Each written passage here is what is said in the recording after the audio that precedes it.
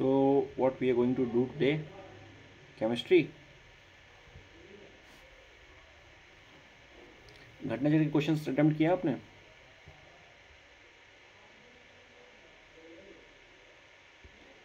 Webcam on कर लो। घटना चक्र के क्वेश्चन अटेम्प्ट किया आपने? नहीं किया अभी?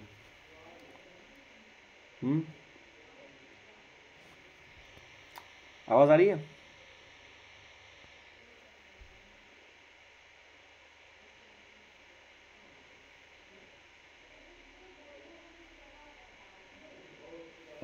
आवाज़ आ रही है कन्फर्म?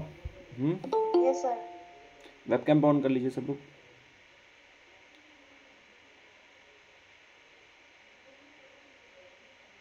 ठीक है, तो केमिस्ट्री में क्या क्या इंपॉर्टेंट चीज़ है उसके बारे में बात करेंगे। And our method will be same. Same कौन सा? वही कि हम जो भी बात करेंगे we will talk on the line of the Ghatna Chakra. ठीक है, यानी कि पीवाईक्यू के बेसिस पे बात करेंगे so that we can attempt the maximum question which is our only aim purpose motto. ठीक है, so first of all bio के मतलब क्या होता है? बायो मतलब ओवरऑल बायोलॉजिकल जो स्ट्रक्चर उसके बारे में बात कर रहे हैं। ठीक है ना, एटॉमिक और उसके बाद फिजिक्स में हम लॉज के बारे में बात करते हैं। केमिस्ट्री में हम बात करते हैं ओवरऑल एटॉमिक स्ट्रक्चर्स के बारे में, केमिकल रिएक्शंस के बारे में, केमिकल कंपोजिशंस के बारे में। ठीक है, सबसे पहले हम बात करते हैं एक एटम के बारे में। तो ओवरऑल एक एटम होता है, दिस इज एटम। एटम में क्या है? ओवरऑल प्रोटॉन है। ठीक है ना, so basically in the nucleus of the atom, in the nucleus of the atom what is there? There is a proton and neutron. So proton is there, neutron is there. Electrons क्या करते हैं? Electrons revolve around the nucleus. Nucleus के around electron revolve करते हैं। Electron के पास negative charge होता है, proton के पास पॉजिटिव चार्ज होता है, न्यूट्रॉन्स के पास कोई चार्ज नहीं होता है, means they are chargeless particles, no charge. ठीक है, और उसी से क्या बनता है? कि एटम बनता है। और एटम से क्या बनेगा? एटम से for example this is the, for example if I say this is the one atom of carbon, one atom of carbon. ठीक है, जब यही कार्बन का एटम मान लीजिए मिलके इसने बना दिया CO2। ठीक है, तो अब ये एक कार्बन का एटम आ गया। ठीक है, और दो ऑक्सीजन के आ गया, तो ये क्या बना? CO2। तो ये क्या है? This is the compound, this is the compound. ठीक, कंपाउंड या एलिमेंट बना देंगे। ठीक है ना, इस तरह से सारी चीज़ें यहाँ पे काम करती है। तो ओवरऑल एटॉमिक स्ट्रक्चर के बारे में कई लोगों ने बताया है। One thing that you need to understand is the about the father of the modern chemistry. तो who is the father of the modern chemistry? Is the Antonio Lavoisier. Antonio Lavoisier is the father of the modern chemistry. ये directly question आ सकता है, who is the father of the modern chemistry? Antonio Lavoisier. ठीक है, बहुत लोग थे, Dalton was also there who has given the atomic theory की ओवरऑल स्ट्रक्चर कैसे काम करता है, व्हाट इज देयर, क्या क्या होता है चीज़ें में, क्या क्या नहीं होती हैं। एक और चीज़ यहाँ से पता होना चाहिए, भी आगे बात करूँगा। For example if I write it as 2He4, तो ये हीलियम का एक एटम हो गया। ठीक है, हीलियम का एक एलिमेंट हो गया, एटम हो गया। उसमें ये जो होता है नीचे वाला, ठीक है ना, this is known as the atomic number, atomic number. ठीक है, this is denoted by the Z। Atomic number जो होता है वो is equal to number of proton, number of proton. तो प्रोटॉन जितने हैं वही हमारा एटॉमिक नंबर हो गया। ठीक, फिर उसके बाद बात करते हैं, दिस इज द, ये एटॉमिक नंबर हो गया, this is the atomic mass. ऊपर क्या रहेगा? ऊपर हमेशा एटॉमिक मास रहेगा, या एटॉमिक वेट कहते हैं आप इसको। ठीक, अगर आपको किसी भी तो ये हो गया एटॉमिक नंबर, नीचे वाला atomic number which is equal to number of protons. If you want to get the number of protons is equal to the number of electrons. ठीक है ना, if you want to have the number of protons, sorry number of neutrons, neutron निकालना है जिसका जो charge होता है neutral होता है, तो आप क्या करोगे? एटॉमिक मास से एटॉमिक नंबर को घटा दोगे, यानी कि 4 - 2 जब करोगे तो जो 2 आएगा वो क्या होगा? Number of neutron. ठीक है, हमारी जो मॉडर्न पीरियोडिक टेबल है, पहले क्या किया था हमने? जो पीरियोडिक टेबल क्या होता है? हमने एक टेबल बनाई है, उसमें सारे एलिमेंट्स देते हैं, उसको रख दिया है। We have made a table, and in that table what we have done, we have placed all the elements. ठीक है, उसको बोल दिया पीरियोडिक टेबल। तो अर्लियर व्हाट हैपन, हमने पीरियोडिक टेबल को बनाया था on the basis of the mass, फिर हमने कहा नहीं ये गड़बड़ हो जाएगा, then we have made on the basis of atomic number. तो आज जो हमारे पास पीरियोडिक टेबल है which is the actual periodic table we have made, तो वो जो है इस बेसिस, उसका जो बेस है वो क्या है? एटॉमिक नंबर है। ठीक है, तो बात करते हैं किसके बारे में, फंडामेंटल पार्टिकल्स ऑफ एटम। तो फंडामेंटल पार्टिकल्स जैसे इलेक्ट्रॉन हो गया, प्रोटॉन हो गया, न्यूट्रॉन हो गया, 3 फंडामेंटल पार्टिकल्स है। बाकी और भी है, बोस आइंस्टाइन कंडीशन, उसके बारे में बाद में बात करेंगे। सो इलेक्ट्रॉन्स जो है, इलेक्ट्रॉन्स का नेगेटिव चार्ज होता है ओवरऑल, और जो कंडक्शन होता है, अगर कंडक्शन की बात करें, कंडक्शन जैसे मैंने बात करी इलेक्ट्रिसिटी का जो भी कंडक्शन होता है वो कैसे होता है, विद इलेक्ट्रॉन्स। कंडक्शन जो इलेक्ट्रिसिटी होता है वो कैसे होता है, विद द इलेक्ट्रॉन्स वोल्ट। तो electrons are the negatively charge, ठीक, and electrons revolve around the nucleus, मतलब न्यूक्लियस के आसपास इलेक्ट्रॉन्स रहते हैं, घूमते रहते हैं ऐसे, ठीक। न्यूक्लियस के अंदर नहीं, न्यूक्लियस के अंदर कौन है, प्रोटॉन और न्यूट्रॉन। प्रोटॉन का पॉजिटिव चार्ज, न्यूट्रॉन का न्यूट्रल चार्ज, इलेक्ट्रॉन्स और नेगेटिवली चार्ज। एक प्रिंसिपल है आफबाहु का प्रिंसिपल, उसके हिसाब से हम क्या करते हैं, डिटरमाइन करते हैं कि कौन सी शेल में कितने इलेक्ट्रॉन रहेंगे।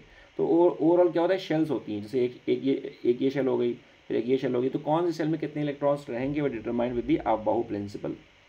प्रोटॉन के बारे में बात की तो प्रोटॉन्स आदि positively charge particle at the centre of the atom, ये रहते हैं, इतने याद रखना। Neutrons are the neutral charge atom. एक निमोनिक याद रखना है आपको, ऐसे ईंट, इसको लिख लेंगे ईंट, शायद आपने पढ़ा होगा, पर नाच, ईंट पर नाच। ई से क्या हो गया, ई से इलेक्ट्रॉन, टा से थॉमसन, ठीक। तो electron was discovered by the Thomson, ठीक है ना। प्रोटॉन बाय द रदरफोर्ड, ठीक। और न्यूट्रॉन बाय द चैडविक। इसको लिख लो इसको।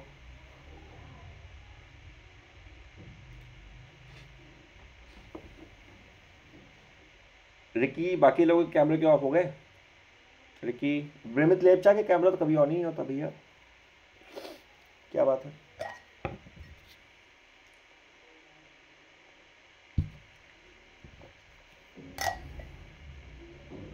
ब्रिमित लेपचा आप रेगुलर नहीं रहते हैं क्लास में,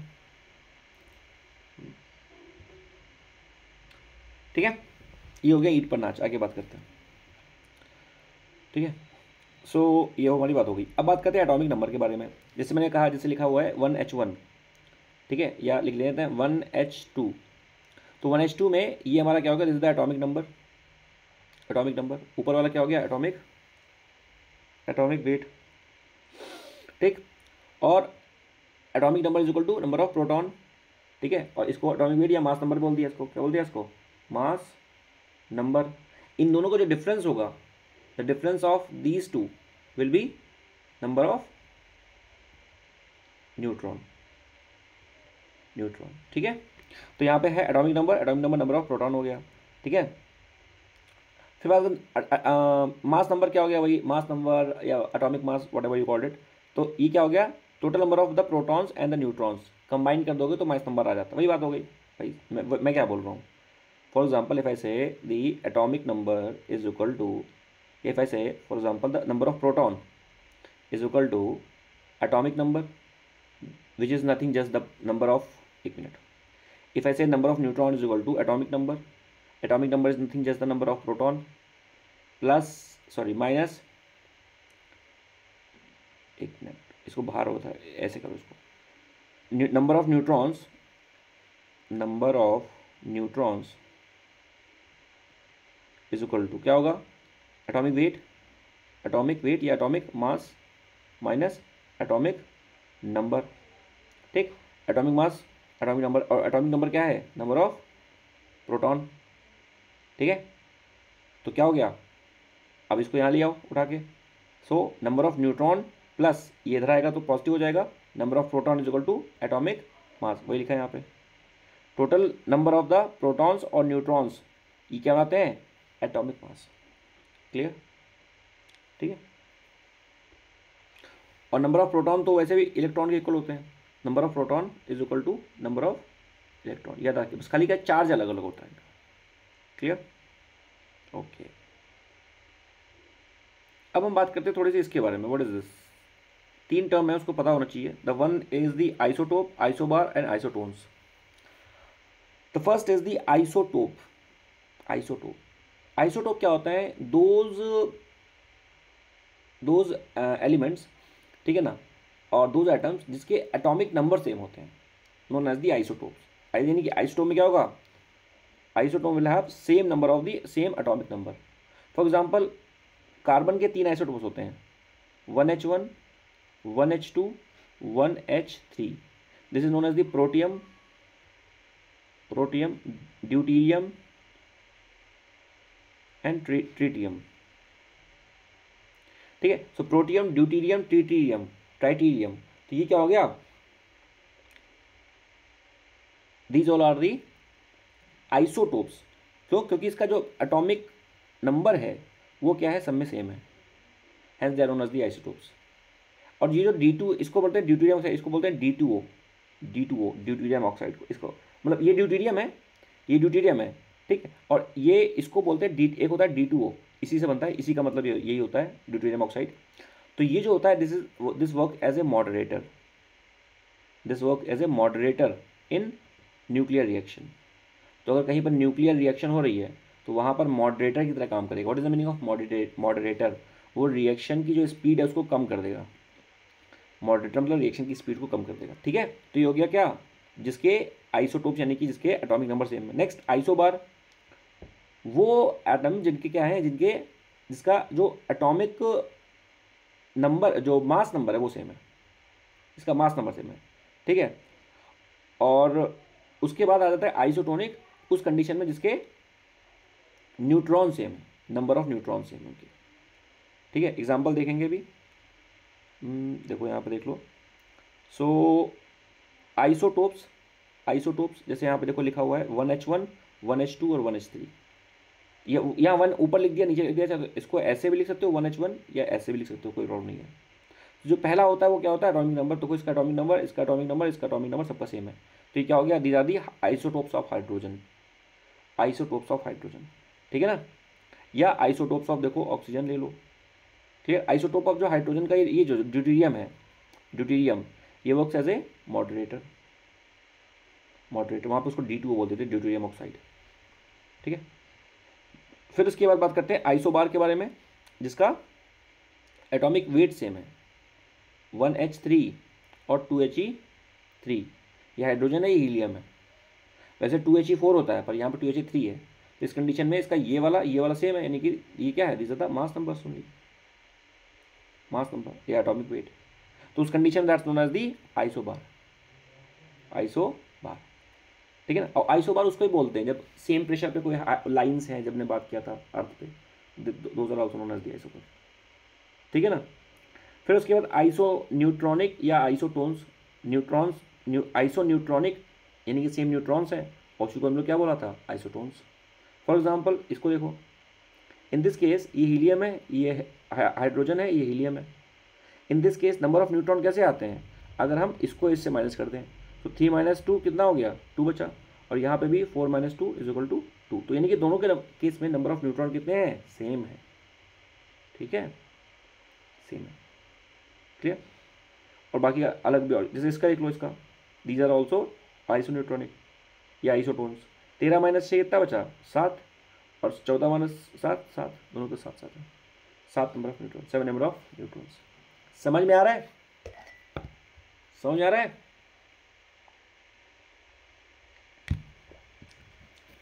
सबके पंखे दिख रहे हैं खाली घर के, यस सर, ठीक है, पंखे दिख रहे हैं, ठीक है। देखो कुछ लिखा भी है, isotopes are useful as the nuclear fuel, ठीक है, in the medical field in the carbon dating. Carbon dating क्या होता है, देखो कार्बन डेटिंग क्या होता है, एक तो C14, ऐसा देखो कार्बन का क्या होता है, C612, ये कार्बन का बेसिक है। अब इसमें चेंज भी होता रहता है। तो एक होता है इसका एक कंपाउंड होता है C614, ठीक है ना। ये जो कार्बन 14 है ना, इसका इस्तेमाल करते हैं हम करते हैं कार्बन डेटिंग में। देखो हमें पता है कि everything is made of the carbon only. आपकी जो रोटी खा रहे हो, ब्रेड खा रहे हो, ब्रेड में क्या कार्बन है, हमारी बॉडी में कार्बन है। हमारे पेन, ये जो पेन बना है किसका, कार्बन का है। जो हम लिख रहे हैं स्क्रीन, ये भी इसमें भी कार्बन है, हर जगह कार्बन है। फॉसिल्स में कार्बन है, इंसानों में, जानवर, सब जगह एवरीथिंग इज कार्बन, ठीक है। Now so what we do basically, we use this carbon 14. So let's say you found some instrument, let's say you have found some instrument, ठीक है, कोई आपको इंस्ट्रूमेंट मिला, and now you want to know about that instrument कि how old that instrument is.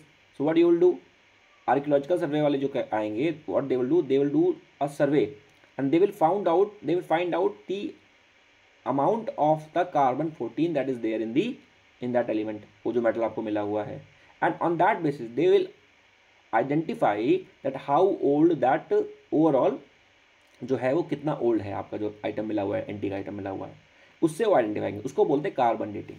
Clear होगी बात? That's known as the carbon dating. ठीक है, कार्बन डेटिंग. ओके, तो ये रेडियो एक्टिविटी की है, उससे भी इसको समझ सकते हैं. एक है आइसो इलेक्ट्रॉनिक, यानी नंबर ऑफ इलेक्ट्रॉन सेम होंगे, वही है मतलब. ठीक है, क्लियर. अब बात करते हैं what is the radio activity. तो होता क्या है कि if you let's, it's quite simple. If I'm stable, if I don't have any problem, I can sit at a particular place for a very long time, no problem at all. But if I have a problem, let's say for example, like if I have some skin problem, if I have fever, if I have some leg joint, back pain, so definitely I'll not be able to sit at a particular place for a longer time.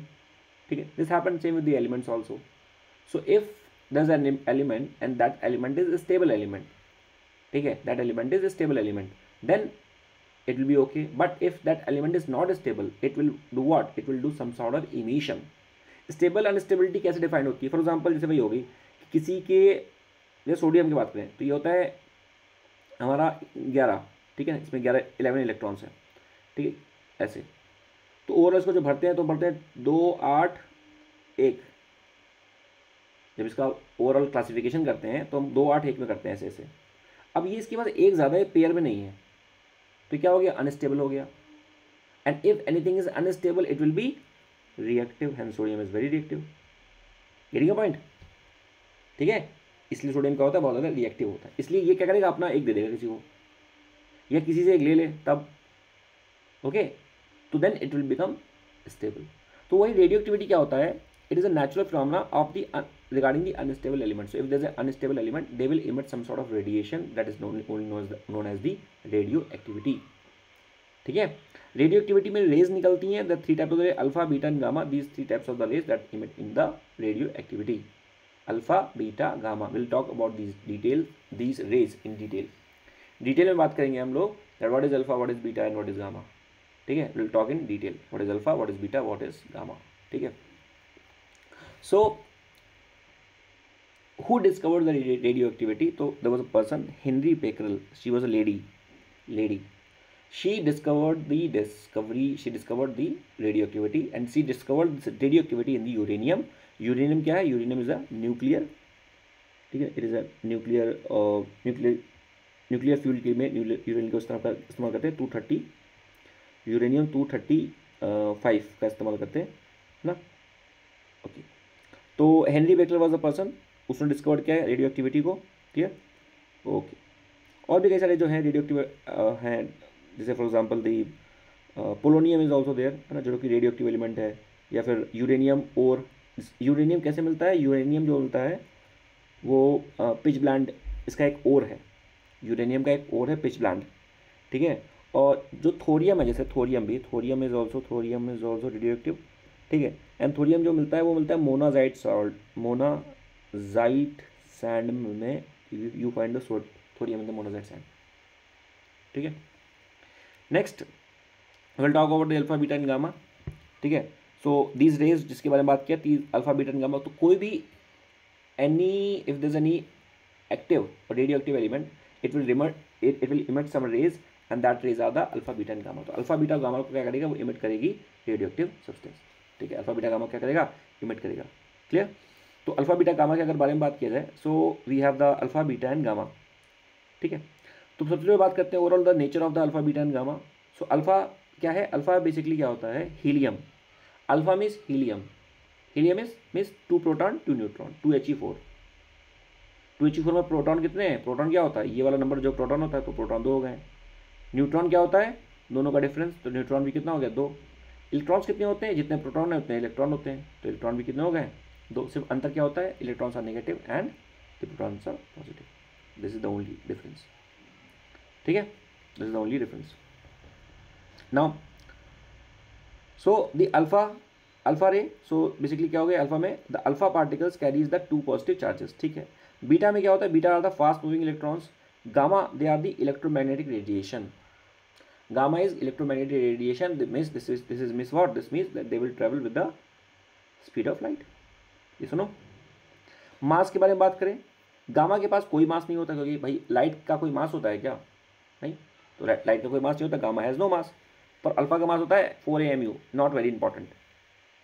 Velocity is important, तो gamma, because gamma is what, gamma is the electromagnetic radiation, ये सुनो, gamma is electromagnetic radiation, so if gamma is electromagnetic radiation, so they will travel with the speed of light only, है ना, क्योंकि light क्या, light is the electromagnetic radiation.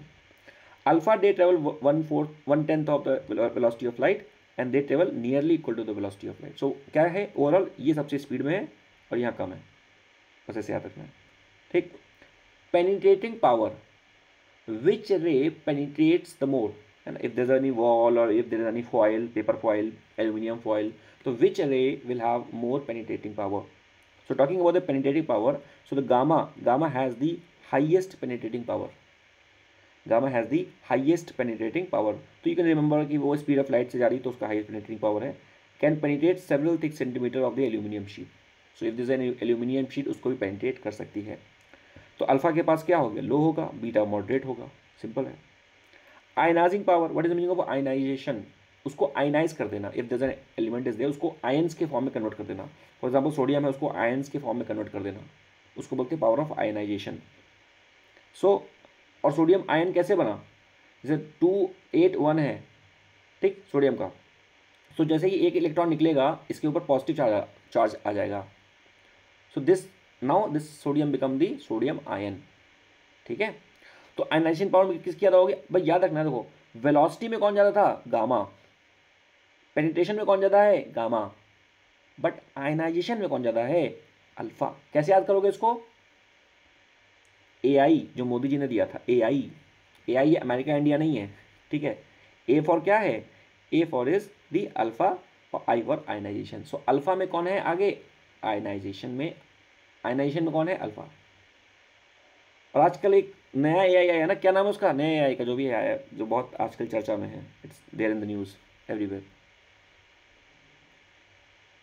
Which AI is there, ये कैमरे फिर से बंद हो गए आप लोग के, विच AI इज देयर, कौन सा AI है, ग्रॉक है ना, ग्रॉक सुना है, ग्रॉक, हाँ ऐसा नाम उसका, ग्रॉक, वेरी पॉपुलर AI, ठीक है। सो अल्फा का है, AI से याद कर लेंगे कि अल्फा में आयनाइजेशन पावर ज़्यादा होती है तो गामा में कम होगी, बाकी गामा में वेलोसिटी बहुत ज़्यादा थी, गामा में पेनिट्रेशन पावर बहुत ज़्यादा थी, ठीक है। मैग्नेटिक फील्ड के बारे में बात किया जाए तो गामा पे कोई भी मैग्नेटिक फील्ड का इफेक्ट नहीं पड़ता, क्योंकि ये इलेक्ट्रोमैग्नेटिक रेडिएशन है इसलिए नहीं पड़ेगा, पर अल्फा में पड़ेगा और डिफ्लेक्ट हो जाएगी, बस इतनी चीज़ें यहाँ से याद रखेंगे, ठीक है।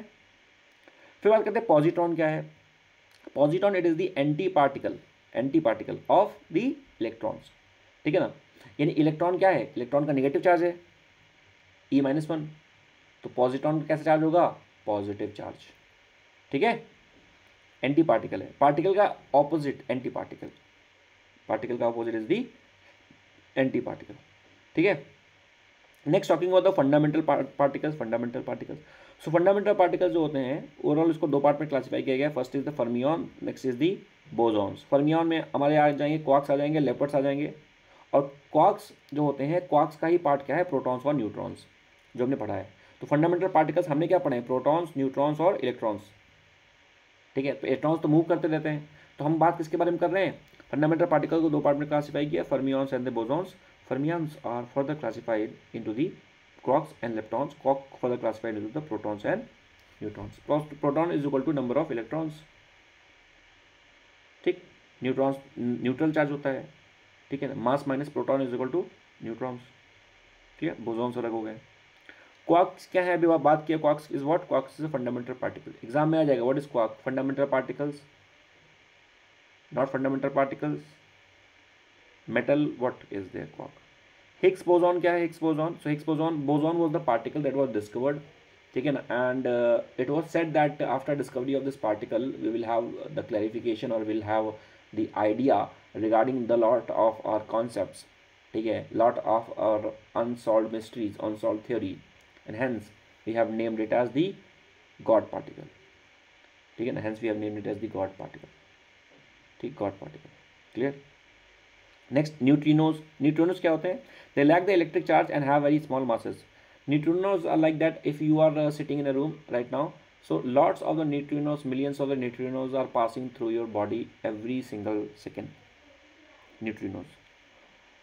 Phonons क्या होते हैं, phonons are the vibrational units, बताया था मैंने, phonons, phonemes है ना, वाइब्रेशन के बारे में बात करते हैं, clear, okay.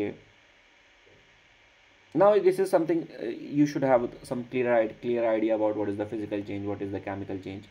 So if there's a physical change means that you can revert back the situation afterwards, but in the chemical change you cannot revert back to the situation, you cannot have the original constituent जो भी था उसका composition था, you cannot have that, ठीक है।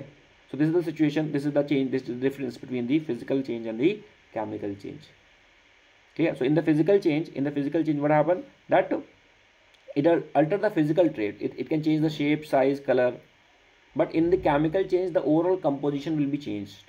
So what type of question that could be asked from here is that it is a reversible process, you can get it back, but this is the irreversible process, नहीं मिल सकता। तो इसमें क्या करेंगे, इसमें आपको ऑप्शंस दे देंगे, देखो ये येलो हाईलाइटेड है ना, that's mean it has been asked in the PYQ, they will give you the options and they will ask you whether this is a chemical change or physical change. For example, the melting of wax, if wax melt, तो उस condition में you can revert it back, फिर से उसको solidify कर सकते हो, और the melting of the ice you can solidifies it again, ठीक, vaporisation of water, dissolving sugar salt, crystallisation of sodium salt, ये सब जितना है this is not the physical change. Chemical change में है you can not revert it back. For example burning of the candle and coal, candle burn हो गई एक बार, then you can not get it back because overall the wax has exhausted only, then it has burn ना। और storing of the milk, if you have made the curd out of milk, then you cannot revert back the milk, ठीक है ना, ripening of the food, settling of the cement, so these all are the chemical properties। तो ये पता होना चाहिए, ये yellow highlighted PYQ है, बाकी भी आपको पता होना चाहिए। burning of a paper, if you burn the paper you cannot get it back, chemical change। तो chemical change और physical change पता होना चाहिए, ठीक है। Next come the what is the solute, solvent, ये सारी चीज़ें क्या हैं। So let's say if you have taken a glass of water, है ना, you will take a glass of water, I draw a good glass of water, because अभी गर्मी आ रही है तो आप इसमें शरबत बनाओगे, खुद पियोगे, मुझे तो नहीं दोगे, ठीक है। थोड़ा सा ठीक बना हुआ है पर थोड़ा गड़बड़ हो गया, कोई बात नहीं। So what we have done in this glass of water, we have poured some water, तो कुछ वाटर यहाँ पर डाल दिया, ठीक है। So this is the water, clear। now this water is the solvent। Solvent वो होता है जो चीज़ किसी चीज़ को अपने अंदर घोल लेता है, मिला लेता है, this is the solvent. We have also added some sugar, so this is the sugar particles, we have added them, this is the sugar particles, we have added them, these sugar particles are known as the solute। तो जो चीज़ घुलेगी that is solute, solute मतलब जो mix होगी, जिसमें mix होगी is the solvent, and the whole is called as the whole, जब दोनों मिल जाएंगे then the whole we are calling it as the solution. Clear होगी बात। सल्यूट जो मिल रही है, सॉल्वेंट जिसमें मिल रही है, एंड सॉल्यूशन जो कंप्लीट है। When solute is equal to solvent, बराबर हो जाए बिल्कुल, तब जितना ज़्यादा बराबर हो जाएगा तो वो that solution become the concentrated solution, concentrated solution, ठीक है।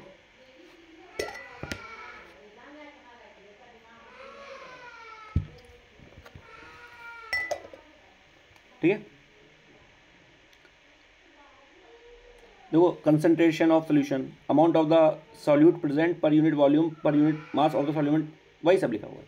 जब वो इक्वल हो जाएगा, जब सिंपल सी बात है, जब शक्कर नहीं घुल पाएगी उसके अंदर, ठीक है, तो फिर उसके बाद वो और ज़्यादा मिक्स नहीं हो पाएगा। Sorry for the background noise, है ना, छोटे बच्चे घर पे क्या कर सकते हैं। तो उसको बोलते हैं क्या, we called it as the saturated solution, a solution that can not dissolve any more of the substances solute that has been mixed. अब इससे ज़्यादा शक्कर को हम नहीं घोल सकते पानी में, तो वो क्या होगा, that condition is the saturated solution. ठीक है ना, सॉल्युबिलिटी कितना ज़्यादा स्पीड में जा रहा है, that is the solubility. Next we talk about the overall what is the meaning of osmosis. Osmosis क्या होता है?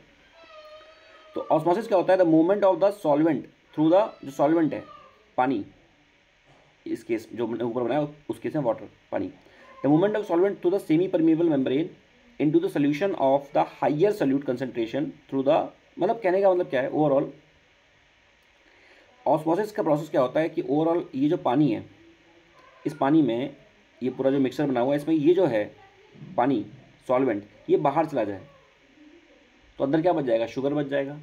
और जब बाहर जा रहा है तो एक लेयर है बीच में, उसको बोलना है semi permeable membrane, semi permeable membrane. ठीक, एक तो this is the process of osmosis. इसी का एक और प्रोसेस होता है, उसको बोलते हैं रिवर्स ऑस्मोसिस।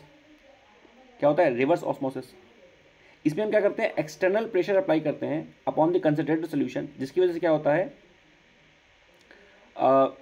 होता है, जो मूवमेंट होता है किसका? सॉल्वेंट का, from one concentrated to weaker dilute solution. कहने का मतलब क्या है कि इस कंडीशन में क्या होगा कि वाटर के अंदर की जो गंदगी है, ये पार्टिकल्स ये वाले भाग जाते हैं, सिर्फ वाटर बच जाएगा। और इसी को हम लोग क्या बोलते हैं? This is only we call it as the reverse osmosis. जो ये लिखा है ना रिवर्स ऑस्मोसिस, यही रिवर्स ऑस्मोसिस क्या है? Reverse osmosis. इसी को बोलते हैं आरओ शॉर्ट फॉर्म में। और आरओ हमारे घर पे लगा रहता है ना, मिनरल वाटर, तो वो जो आरओ लगा है ना, वो जो पानी आ रहा है साफ पानी, वो इसी से आ रहा है, ऑस्मोसिस के प्रोसेस से, पर that is the reverse osmosis. Osmosis में पानी बाहर जा रहा है और इसमें गंदगी बाहर जा रही है, ऐसे बात कर सकते हैं। So basically it is use to make the water portable, पीने योग्य पानी बनाने के लिए इसका इस्तेमाल करते हैं। And plant absorb the water from the soil with the help of the root hairs. ठीक है, तो यानी कि उनके जो रूट हेयर्स हैं उससे वो क्या करते हैं? पानी को अब्जॉर्ब करते हैं। Rest they have the vascular tissues, xylem, phloem, it they have. Semi permeable membrane के बारे में बात कर चुके हैं हम लोग। ठीक है, एक कोलाइड क्या होता है ये पता होना चाहिए। What is the meaning of colloid? Mixture that are the particles ranging between the 1 to 1000 nanometers in the diameter and are still able to remain evenly distributed throughout the solution. What it means? We have वही वाला same, we have the glass, overall सब पानी भरा है इसमें, पानी is there, water is there, और उसके बाद we have the particles is there. तो these particles, इन्हीं को हम लोग बोल रहे हैं क्या? कोलाइड्स। कोलाइड्स, तो कोलाइड्स क्या है? Mixture that helps the particles ranging between the 1 to 1000 nanometer, तो 1 से 1000 नैनोमीटर डायमीटर तक के होने चाहिए और इवनली डिस्ट्रीब्यूटेड हो। यहाँ पर बिल्कुल प्रॉपर डिस्ट्रीब्यूटेड, ना ज़्यादा ना कम। ठीक है, तो उसको हम लोग क्या बोल रहे हैं? इसको बोल रहे हैं कोलाइड्स बोल रहे हैं। ठीक है, these are also known as the colloidal dispersion. ठीक है ना, ये ओवरऑल रहते हैं, कोलाइड्स के बारे में बात कर रहे हैं। ट्रू सोल्यूशन क्या? What is a true solution? A true solution having the same composition and the properties through out the homogeneous. यानी कि दो तरह के हम सॉल्यूशंस के बारे में बात करेंगे। ठीक है, so one is the homogeneous और हेट्रोजीनियस। ठीक, होमोजीनियस क्या है? For example if you have taken a glass and we have poured in it the solution of water and sugar, ठीक, या सॉल्ट, कुछ भी डाल दो उसमें। So this is the homogeneous mixture. Why? Because the water will going to, the salt will going to mix in the water or the sugar will going to mix in the water properly. ठीक ना, मतलब बिल्कुल अच्छे amount में मिल जाएगा। You can not distinguish, आप distinguish नहीं कर सकते उसमें कि वेयर इज द सॉल्ट और वेयर इज द शुगर, है ना, मिक्स हो जाएगा। हेट्रोजीनियस मिक्सचर क्या है? वही सेम लिया हमने। ठीक है, इसमें हमने क्या भर दिया? इसमें हमने वाटर डाल दिया प्लस सैंड डाल दिया, सिलिका या यू कैन से SiO2 सिलिका। सो ये क्या मिक्स होगा? नहीं, sand will settle down at the bottom, sand settle down हो जाएगी यहाँ पर, सैंड विल सेटल डाउन।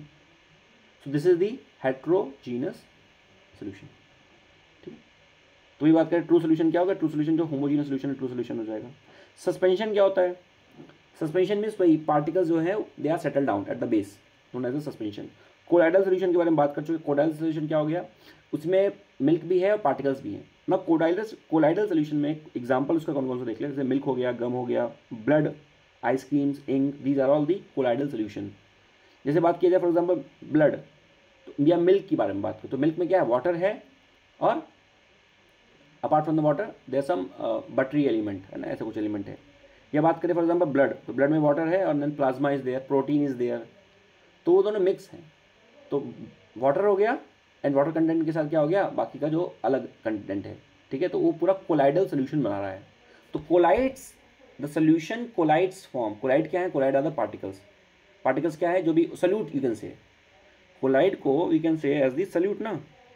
ये क्या हो गया, सल्यूट। सल्यूट का मतलब क्या होता है, जो मिक्स हो रहा है उसको सल्यूट बोल रहे हैं हम लोग।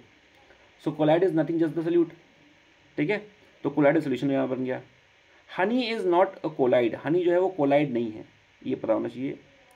इमल्शन क्या होता है, emulsion it is a colloid of the two or more immiscible liquids where one liquid contains the dispersion of the other liquid, ठीक है। कहने का मतलब क्या हो गया कि इमल्सन का मतलब क्या हो गया कि कोलाइड है of the two or more immiscible liquid, वो आपस में मिक्स नहीं हो रहे हैं, ठीक है।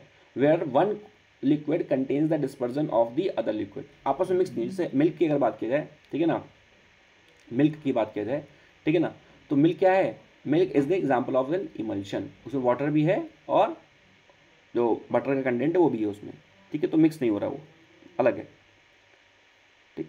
एरोसॉल्स क्या होते हैं, aerosols they are the colloidal system, है ना, विद द सॉलिड और liquid dispersed in the phase and the gas dispersed in the medium. कहने का मतलब क्या है, अब यहाँ पे दो चीज़ें आ गई। एरोसॉल का मतलब क्या हो गया कि हमने अभी तक बात कर रहे थे किसके बारे में, यहाँ पर बात कर रहे हैं किसके बारे में, कोलाइडल सिस्टम में। यहाँ पर सॉलिड होगा और लिक्विड होगा, ठीक।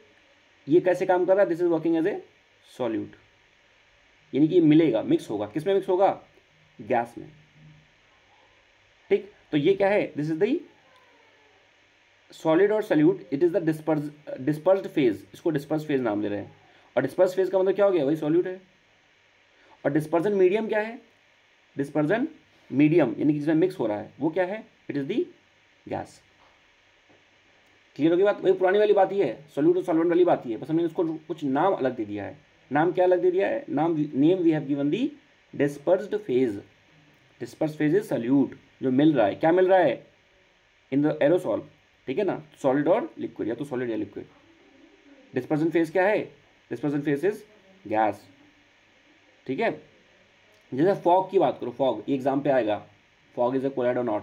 सो fog is the dispersed phase is liquid and dispersion medium is gas।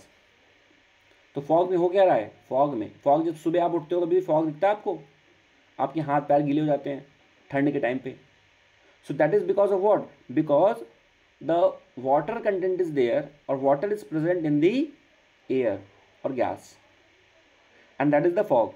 तो वाटर क्या हो गया, water is the dispersed phase और गैस क्या हो गया, gas is the dispersed medium. ये सॉल्यूट सॉल्वेंट वाला कंडीशन समझ लेते हैं हम, ठीक है। Okay, what is the meaning of, अच्छा फोम भी है यहाँ पर। फोम के केस में क्या है, जो फोम जैसे शेविंग फोम होता है उस केस में क्या है, उस केस में डिस्पर्स फेस क्या है, गैस है, और डिस्पर्जन मीडियम क्या है, लिक्विड है। फोम के केस में डिस्पर्स्ड फेस है गैस, यानी कि डिस्पर्स फेस का मतलब क्या हो गया, सॉल्यूट जो मिल रहा है वो गैस हो गया, डिस्पर्जन मीडियम जिसमें मिल रहा है वो लिक्विड है, यानी पानी में गैस मिली हुई है फोम के केस में, है ना। इस तरह क्वेश्चन आ सकते हैं कि फोम में क्या है, फोम में what is dispersed phase. So have you got it ना, what is the meaning of dispersed phase.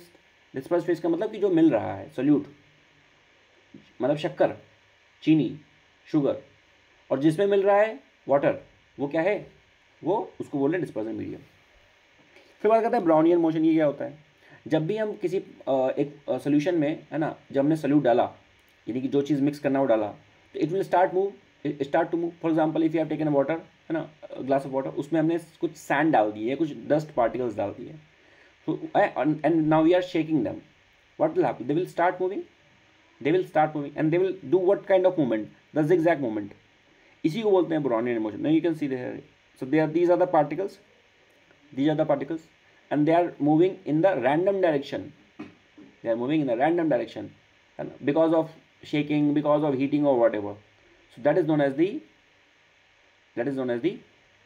Brownian motion, ठीक है। तो पार्टिकल्स मूव कर रहे हैं। अब ये जो पार्टिकल, रेड कलर का जो पार्टिकल है, सस्पेंड हो गया है, यानी कि एक ही जगह रुका हुआ है, मूव नहीं कर रहा है, तो this is the suspended particle, ठीक है। दिस इज द ये सस्पेंडेड पार्टिकल्स है, ठीक है। और ये जो ऐसे मूव कर रहे हैं, this is the fluid molecules मतलब जो मूव कर रहे हैं।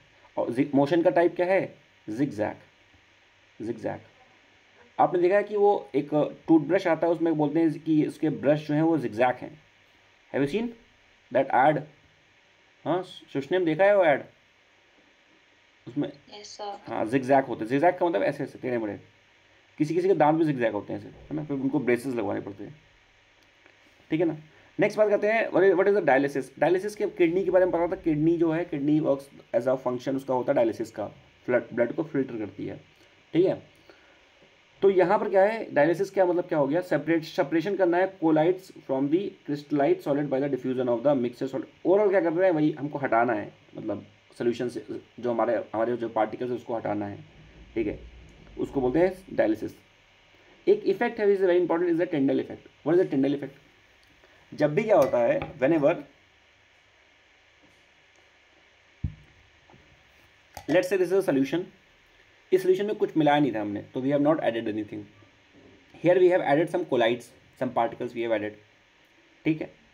Then we have added some more particles and we have shaked the whole solution, उसको शेक कर दिया, उसको स्टिर कर दिया। You know there is a difference between a shaked and stir. Shake का मतलब कस के हिलाना, दैट इज अ शेक।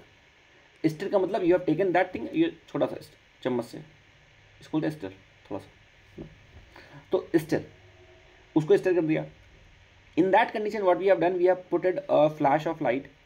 तो जैसे ही फ्लैश ऑफ लाइट यहाँ से जाएगी तो इसमें तो कोई इफेक्ट नहीं पड़ेगा, यहाँ से तो बिल्कुल नॉर्मल निकलेगी, normal light. When it enters in this path, in this water, so there'll be some overall scattering of light, some scattering of light, or I should say the dispersion of light. Dispersion होता है ना, dispersion corner से क्या होता है, corner से, from the edges corners, dispersion of light sound. पर जब इससे निकलेगी तो बहुत ज़्यादा पार्टिकल्स हैं एंड दे आर मूविंग, तो ये जो बहुत ज़्यादा डिस्पर्स हो जाएगी, बहुत ज़्यादा। देखो and even you can see from air कि इसकी जो ब्रेथ है, इसकी बहुत ज़्यादा उस कंपेयर में, लुक एट इट, है ना, इसकी जो ब्रेथ है वो यहाँ तक आ रही है, कैन यू सी दिस, क्योंकि वो बढ़ गई है। कैसे बढ़ गई है, डिस्पर्स हो गई है। The best example is this, can you see this, natural dispersion. ये क्या हो रहा है, लाइट आ रही है, ठीक है, just take the example of the torch only, torch आ रही है, लाइट आ रही है, और वो पेड़ों से क्या हो रही है, पेड़ों से डिस्पर्जन हो रहा है उसका, और उसके बाद वो स्कैटर्ड हो रही है लाइट, ठीक है। This is the example of the dispersion, ठीक है। What is the meaning of distillation? Distillation का मतलब आपको पता है, डिस्टिलेशन का मतलब होता है वही purification of liquid by the heating, cooling. Sometimes if there is a water availability, what जो वाटर अवेलेबिलिटी है वो अच्छी नहीं है आपकी विसिनिटी में, what will do, if you want to give fresh water, or the water you should give to your baby or the baby you have, ठीक है, या किसी मतलब ओवरऑल ह्यूमंस के जो बेबी हैं, ठीक है, तो हमें क्या करना चाहिए, हमें पता है पानी कहीं का साफ़ नहीं होता है, what we should do, we should always try to first boil that water, उसको क्या करो, बॉयल करो, उसके बाद उसको फिर क्या करो, उसको कूल डाउन करो and then give the water, and specific heat of water is less और मोर।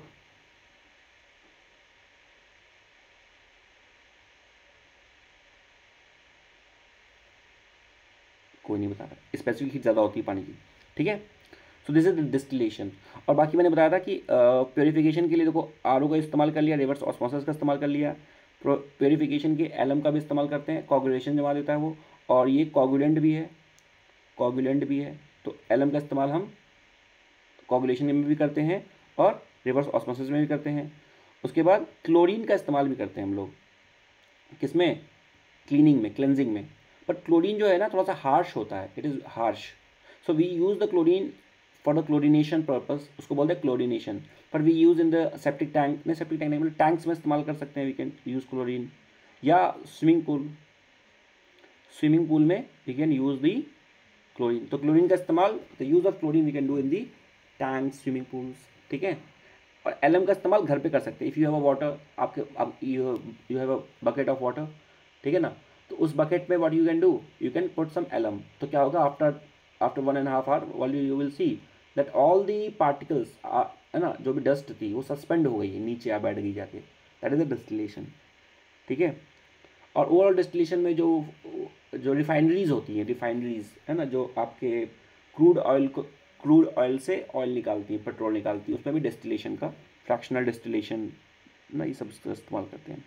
Sublimation I told you, the conversion of the solid directly to the gaseous state is the sublimation. उसमें कई सारे example दिए थे मैंने, I have given the example of the camphor, I given the example of naphthalene balls, ठीक है ना, I have given the example of petrol, nail polish, thinner, thinner होगा थिनर, जैसे आपका नेल पॉलिश लगाने का मन नहीं है तो आपने क्या किया, थिनर का यूज़ करके उसको हाथ पे डाल लिया, वो कूलिंग इफेक्ट भी देता है। Why the thinner gives the cooling effect, Riya बताइए। कूलिंग इफेक्ट क्यों आता है जब आप थिनर को अपना यूज़ करती हैं अपने हाथ पे? हाँ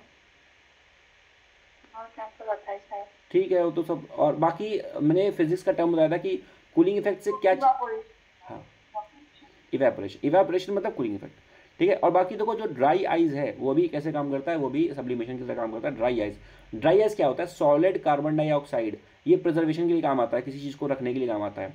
तो ड्राई आइज का इस्तेमाल कहाँ करते हैं, solid carbon dioxide, carbon dioxide आपने सुना है, सॉलिड कार्बन डाइऑक्साइड को बोलते हैं dry ice. Naphthalene ball is there, camphor is there, ठीक है। अच्छा एक और चीज़ सुन लो थोड़ा सा कार्बन डाइऑक्साइड के बारे में, अभी आगे आएगी तो टाइम खत्म ही हो गया, पर समझ लेते हैं। देखो थोड़ा सा एक कॉन्सेप्ट है, बड़ा इंपॉर्टेंट कॉन्सेप्ट, उसको आज बता देते हैं, बस आपको अच्छा लगेगा सुन के। कॉन्सेप्ट क्या है कि, अच्छा आप बताओ मुझे, ये बताएंगे शुआंग, बताएंगे शुआंग, आप बताइए कि आपको कोल्ड ड्रिंक पीना, ठंडी कोल्ड ड्रिंक अच्छी लगती है, गर्म कोल्ड ड्रिंक पीनी अच्छी लगती है, मतलब कोल्ड या गर्म, कैसी अच्छी लगती है आपको कोल्ड ड्रिंक? कोल्ड अच्छी लगती है। गर्म क्यों नहीं अच्छी लगती, गर्म कभी पिया आपने, क्यों नहीं अच्छी लगती, क्या लगता है उसमें, टेस्ट कैसा आता है? शोर आता है, अच्छा। अच्छा जब आप कोल्ड ड्रिंक को गर्म करके गर्म पी रहे, ठंडी ठंडी कोल्ड ड्रिंक नहीं है, तो उस टाइम पे आपको वो जो क्या कहते हैं उसको, जो सोडा का जो टेस्ट है वो आता है क्या उस टाइम पे, सोडे का टेस्ट नहीं आता, शायद नहीं आता, ठीक है। देखिए कहने का क्या मतलब मेरा, let's say we have the cold drink, अब तो गर्मी आ रही है तो everyone will drink cold drink, ठीक है। तो कोल्ड ड्रिंक आप पी रहे हो, कोल्ड ड्रिंक में क्या है, कोल्ड ड्रिंक में वाटर है और CO2 है। CO2 को वाटर में मिलाया जाता है, तब जब बन जाता है सोडा। ये कोल्ड ड्रिंक है क्या, सोडा है, सोडा सोडा, ठीक। CO2 is mixed in the water, now CO2 will mix in the water at very higher pressure, at very higher pressure, तब वो मिक्स होती है, ऐसे नहीं मिक्स होगी directly. Now now the concept is that we love cold drink when it is cold only. क्यों? Concept ये है कि if the temperature of the water is high, sorry, if the temperature of the water is low, यानी बहुत ठंडा है पानी, तो उस टाइम पे the ability of mixing of the CO2, या फिर हम सिंपली बात कर सकते हैं गैस की, तो गैस, ये जो गैस है इसकी जो मिक्सिंग होगी इस वाटर से वो अच्छी होगी। तो अगर आपकी कोल्ड ड्रिंक बहुत ज़्यादा ठंडी है तो उस टाइम पे उसमें CO2 बहुत अच्छे से मिक्स हो जाएगी, बात समझ गए। और जितनी अच्छी CO2 उसमें मिक्स होगी उतना उतना क्या बनेगा, अच्छा फेना बनेगा, और उसी को बोलते हैं कार्बोनिक एसिड ना, कार्बोनिक एसिड, कार्बोनिक, ये कार्बोनिक वाटर बोल देते हैं, कुछ भी बोलते हैं। तो कहने का कॉन्सेप्ट क्या है कि जितना ज़्यादा पानी ठंडा होगा उतनी हमारी गैस उसमें अच्छे से मिक्स हो जाएगी और हमें अच्छी कोल्ड ड्रिंक मिलेगी। लेकिन अगर हम क्या करें, कोल्ड ड्रिंक को ले लें बाहर और उसका ढक्कन हम खोल दें, ठीक है, ढक्कन खोल दें। अब ढक्कन जैसे खोल दिया हमने तो उस कंडीशन में क्या होगा, उस कंडीशन में पहले तो क्योंकि बाहर उसको लेके आ गए तो क्या होगा, वो ठंडी नहीं रहेगी, गर्म हो जाएगी। और जैसे ही गर्म होगी तो क्या होगा, जितनी कोल्ड ड्रिंक गर्म होगी, यानी कि जितना पानी हमारा गर्म होगा, वाटर जितना इसका टेम्परेचर हाई होगा, उतना CO2 जो है या कोई भी गैस है उसकी जो मिक्सिंग है वो कम होगी। बात समझ रहे हैं, समझ गए बात। तो जैसे हमने उसको बाहर निकाला, तो उस कंडीशन में क्या हुआ, उसकी जो CO2 की मिक्सिंग वो कम हो गई, तो जो कार्बोनिक एसिड बना वो बेकार हो गया और मज़ा नहीं आ रहा। सर अब ये बताओ मुझे, मैं इतना तो मैंने इसमें कोल्ड ड्रिंक को बताने में इतना टाइम ख़त्म कर दिया, क्या इसका एग्ज़ाम के लिए कोई इंपॉर्टेंस है? सुनो क्या इंपॉर्टेंस है, ये तो थोड़ा बहुत समझ गए आप। आपको पता है हम बात करते हैं किसके लिए, किसके बारे में बात करते हैं, हम बात करते हैं ग्लोबल वार्मिंग के बारे में, यह सुनो, ठीक। ग्लोबल वार्मिंग होगी तो क्या होगा, सी में पानी है, सी या ओशन में क्या है, पानी है, वाटर है। अब अगर सी या ओशन के वाटर का टेम्परेचर बढ़ गया, सी या ओशन के वाटर का टेम्परेचर बढ़ गया, तो उस कंडीशन में वाटर के अंदर क्या होता है, वाटर के अंदर बहुत सारी गैसेज हैं, है ना, ग्लेशियर्स के नीचे भी बहुत ज़्यादा गैसेज हैं, तो अगर वाटर के नीचे बहुत सारी गैसेज हैं, प्लांट्स हैं, बहुत बहुत सारी गैसेज है उसमें, अगर पानी का टेम्परेचर बहुत बढ़ गया, डिजॉल्व क्या होता है, डिजॉल्व कार्बन डाइऑक्साइड होती है ना, डिजॉल्व कार्बन डाइऑक्साइड, तो अगर वाटर का टेम्परेचर बढ़ जाएगा तो जो CO2 जो गैस मिक्स है पानी के अंदर, वो क्या होगी, वो मिक्स नहीं हो पाएगी, क्योंकि टेम्परेचर बढ़ गया ना, तो उसकी मिक्सिंग क्या हो जाएगी, कम हो जाएगी, और मिक्सिंग कम हो जाएगी तो कहाँ आ जाएगी, वो एटमॉस्फेयर में आ जाएगी, और एटमॉस्फेयर में आ जाएगी तो problem. Have you got this concept? इसीलिए हम चाहते हैं क्या, कि ओशन का टेम्परेचर क्या रहे, बहुत ज़्यादा बढ़े ना, कम रहे, कम रहेगा तो मिक्सिंग अच्छी रहेगी, तो CO2 पानी के अंदर ही रहेगी, बाहर नहीं आएगी, एटमॉस्फेयर के लिए खतरा नहीं होगा। Got it everyone, got it? सोचने समझ गए? Yes sir. हाँ, तो ये कॉन्सेप्ट है ग्लोबल वार्मिंग का भी, कि जितना ओशन वाटर हमारा, इसलिए हमारा टारगेट क्या है कि 1.5 से या 2 डिग्री सेल्सियस इससे ऊपर ना जाए, वरना ओशनिक जितना वाटर गर्म होता रहेगा, वो इंटरमिक्सिंग ऑफ गैस कम होती रहेगी और वो बाहर एटमॉस्फेयर में आएगी, जो ठीक नहीं है। ठीक है, कितने पेज हो गए हमारे? 8 पेज हो गए, चलो ठीक है, चलो ये पेज कंप्लीट कर लेते हैं। क्रिस्टलाइजेशन क्या होता है? क्रिस्टलाइजेशन मतलब ओवरऑल किसी भी चीज़ का क्रिस्टल बनना, उसको क्रिस्टलाइजेशन बोलते हैं, बस इतना ही है यहाँ पर। ठीक है, केमिकल रिएक्शन पढ़ चुके हैं हम लोग, फास्टर एट हायर टेम्परेचर, बिल्कुल, अगर टेम्परेचर बहुत फास्ट है तो केमिकल रिएक्शन फास्ट होगी। हाइड्रोलिसिस क्या होता है? ओवरऑल हाइड्रोजन का टूटना, और हाइड्रोजन जो होता है ना, hydrogen is a very clean fuel, बहुत क्लीन फ्यूल होता है। ठीक है, पैस्चराइजेशन ऑफ मिल्क क्या होता है? हम मिल्क को हीट करते हैं एट ए पर्टिकुलर टेम्परेचर, अब वो टेम्परेचर क्या है ना, वो 65 कुछ होता है, 65 62 भी होता है, 62 पर शायद 15 सेकंड के लिए है, 15 सेकंड के लिए, मैं इसको कंफर्म करना है पहले, और कहाँ से कंफर्म करो, घटना चक्र में दिया सब, या गूगल कर लोगे। 62 पे 15 सेकंड के लिए अगर आप दूध को खिला दो, मिल्क को बॉईल कर दो, और 65 में, सॉरी यहाँ पे 62 में आधे घंटे के लिए, 30 मिनट के लिए या 15 मिनट के लिए, जो भी होगा, और यहाँ पे कुछ सेकंड के लिए, 12-15 सेकंड के लिए। तो पैस्चराइजेशन ऑफ मिल्क, सारे उसमें जितने भी बैक्टीरिया है, बैड बैक्टीरिया, सब खत्म हो जाएंगे, and you can store it for the longer time. तो basically this is the process of sterilisation of milk. Sterilisation के लिए विटामिन कौन सा था? Anti sterile vitamin, anti sterile vitamin, vitamin K, anti sterile vitamin. ठीक है, phosphate test है ना, checking the pollution of water, उसके लिए फॉस्फेट टेस्ट का इस्तेमाल करते हैं। चलो ये भी खत्म कर ले, फिर कल कर लेंगे बाकी। ओके ओके, अच्छा एक और ये इस चीज़ समझो थोड़ा सा, if we add impurity in the water, if we add impurity in the water, देखो सिंपल सी बात है, वाटर है हमारे पास, ठीक, वाटर बॉयल होता है कितने डिग्री सेल्सियस पे? 100 डिग्री सेल्सियस पे। ठीक है, but if we add the impurity in the water, what will happen? Water will boil at 102 103, और टाइम लगेगा उसको। ठीक है, बट जो फ्रीजिंग पॉइंट एफ मतलब फ्रीजिंग पॉइंट, वो डिक्रीज हो जाएगा। कैसे डिक्रीज हो जाएगा? सिंपल समझो, जैसे मान लो if you taken a pot, ठीक, उस पॉट में आपने क्या किया कि उस पॉट में if you taken this much pot, इस पॉट में आपने इम्प्योरिटीज डाल दी, ये इम्प्योरिटी, ये इम्प्योरिटी, ये इम्प्योरिटी, तो इतनी तो इम्प्योरिटी हो गई, तो हमारा बचा कितना स्पेस? ये स्पेस, ये स्पेस, ये स्पेस, तो पानी जमने में तो इतना ही टाइम लगेगा ना। ठीक है, क्योंकि बाकी तो जमा ही हुआ है, दिस इज द इम्प्योरिटी, वो तो जमी हुई है, सॉलिड है। तो इन दिस कंडीशन जो उसका फ्रीजिंग पॉइंट होगा वो डिक्रीज कर जाएगा, क्लियर हो जाएगा, बट बॉइलिंग पॉइंट इंक्रीज कर जाएगा। In the same manner if you add salt in the water, this is very easy, this is something very easy, सबको पता, सॉल्ट को अगर वाटर में ऐड कर दिया तो उस कंडीशन में क्या होगा? फ्रीजिंग पॉइंट डिक्रीज कर जाएगा और बॉइलिंग पॉइंट भी डिक्रीज कर जाएगा। ठीक है, सॉल्ट को आइस में ऐड करने पर भी ये चीज़ें होती हैं। तो ये यहीं पे इसको लिखा है, बस इतना सा आप पढ़ लोगे। और बाकी रस्टिंग के बारे में क्या लिखा हुआ है इसमें? ठीक है, रस्टिंग के बारे में लिखा, रस्टिंग कोरोजन। रस्टिंग कोरोजन कैसे होता है? अगर आपके पास, if you have iron, iron है आपके पास, और वो if this iron is exposed to moisture,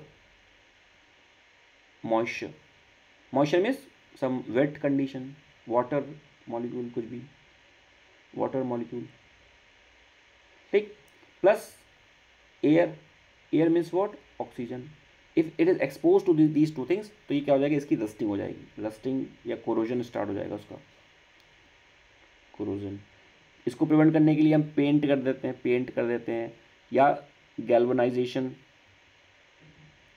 है ना, या एल्यूमिनाइजेशन, ये सब क्या है? पेंट कर देंगे तो पेंट की लेयर चढ़ गई उसके ऊपर, गैल्वनाइजेशन मतलब एल्यूमिनियम की लेयर चढ़ा दिया, कुछ भी, मतलब कोई मेटल की इसके ऊपर लेयर चढ़ा देते हैं। ठीक है, उससे वो प्रोडक्ट रहता है। कल इनऑर्गेनिक की चीज़ों के बारे में बात करेंगे। And please try to attempt the questions. ठीक है, क्वेश्चंस को अटेम्प्ट करके आई घटना चक्र को लगाना है आपने। और जो भी क्लास में अभी पंक्चुअल नहीं है, रिकी हो गए हैं एंड शुआंग एंड ब्रिमित लेपचा ना B punctual in the class, so that आप क्लास में कुछ डाउट पूछ सकते हैं। अदरवाइज रिकॉर्डिंग तो आपको मिल रही है, तो it doesn't make any sense, वो तो मिल रही है आपको। ठीक है, तो क्लास में डाउट पूछ सकते हैं और भी जरूरी चीज़ें हैं। और घटना चक्र आपको लगानी है, घटना चक्र मैंने शेयर कर दी पहले से ही। कल हमारी करंट अफेयर की क्लास है। I have already share the magazines of July, August and September. ठीक है, ये तीन मैगजीन मैंने शेयर कर दी हैं। So just go through them. हम सितंबर को करने वाले हैं शायद, ठीक है, देख लीजिएगा कहाँ तक हो गई लास्ट क्लास में। लास्ट क्लास सारी क्लासेस अपडेटेड हैं। Any one I am sharing the classes in the Telegram also. ठीक है, और ऐप में तो है ही सारा कुछ। ठीक है, so I think everything is okay. If you are in doubt just ask me, otherwise we are winding up the class. I will meet you tomorrow and will do current affairs. कोई doubt है पूछ लीजिए।